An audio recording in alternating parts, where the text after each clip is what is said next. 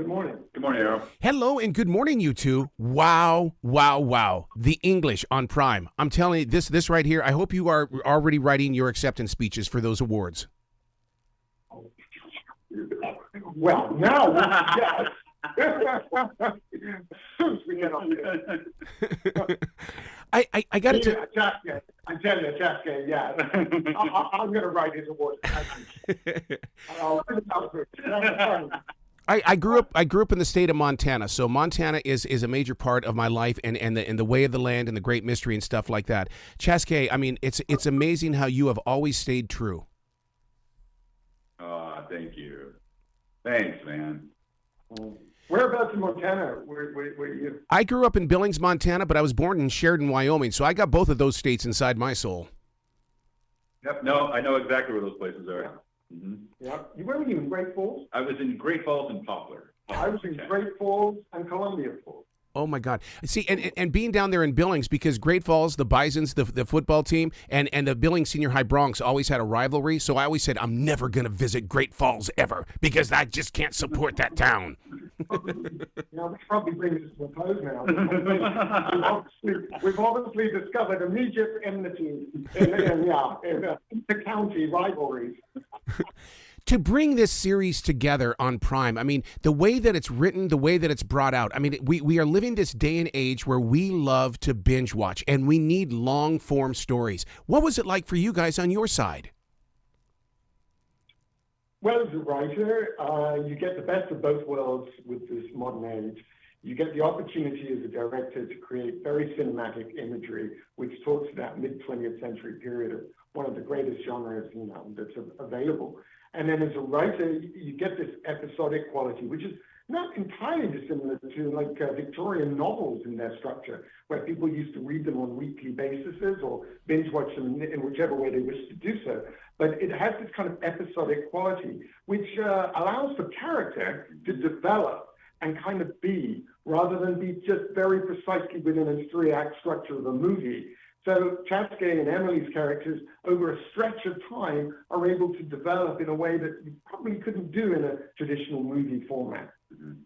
Yeah, because Chaske... I'll piggyback off of Hugo there, is that having a long format like that, it just, you said like it helps the actor to develop the character. Mm-hmm. And that's the gift. Yeah, and you bring that character to life too, Chaske, in the way that it's like first of all, we've got to build the relationship up with episode 1 and stuff like that. But it doesn't take long for us to say, all right, I'm on this team. Okay, let's make this story happen. And it really becomes a part of our lives then. Good.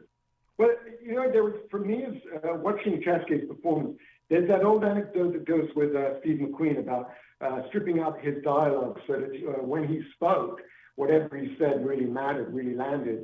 And when I started to see what Chaske was doing, it was right in the center of the bullseye of the character that I started to do the same. We started just to pare down that dialogue because he could just be the way in which, like that cinematic heroic persona, that I think Chaske absolutely nailed it. I would say that because I'm the writer. But I do actually think, as the audience gets to engage with Chaske and Emily's story, oh, wow, he's really strong. This has to be one of very few stories that has a character like Chaske in the way that normally when we see the Lakota or we see the Crow or the Arapaho, they're dressed up in regular Native American clothing. But to see Chaske in this uniform, my God, it's going to open a lot of eyes saying, yes, there was a possibility and there was an actuality to characters like that. That's right. I mean, historically, there were there's the Pawnee Nation who had a battalion, in fact, that attached itself to the U.S. Army, to U.S. cavalry. There were Crow Nation scouts as well, and Apache scouts. So, yeah, there is a history of connection between the U.S. Army and Native combatants. In fact, the Pawnee national flag has, I think it's 9 arrowheads on it. The first was part of the Indian Wars, and the last was the most recent Iraqi engagement. So, it's a complex history that we're discussing. The characters that in each one that brings something to the screen in the way that you're dealing with race, power, love.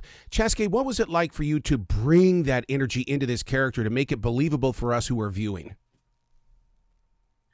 I took a lot of time researching Eli. I got the road map material from production about the Pawnee Nation, but I started talking to a lot of vets because I always felt that Eli was a war vet, so I needed that essence of that. So I just researched. I grew up. I'm a child of the baby boomers, so I grew up around a lot of like Vietnam vets. My friends' fathers went to Vietnam, and I know some people went to Iraq and Afghanistan. So I was able to access that and try to find whatever they had to put into Eli, and I spent a lot of time on that. And some of Eli is based on some people I know, just pulling from them.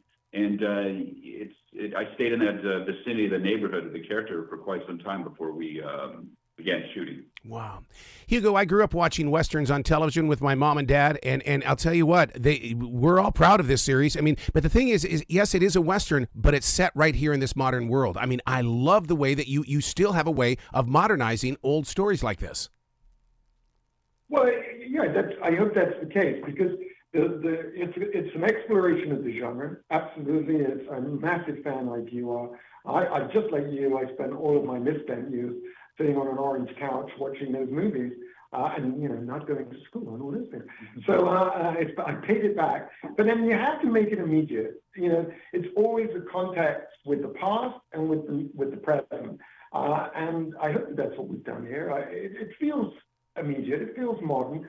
I think possibly in the relationship between Chaske's character and Emily's character, there feels a modernity there that is refreshing. It's certainly at the center of the picture. That's what it's all about, that relationship and the exploration of it. Well, congratulations to for what you guys have put into the English, which is on Prime. I cannot wait to talk with you guys in the future, because I know this is not the only time you're going to be working together. There's many more things coming in your direction. There has to be. From your lips. Well, the two of you be brilliant today, okay? You too. Thank you.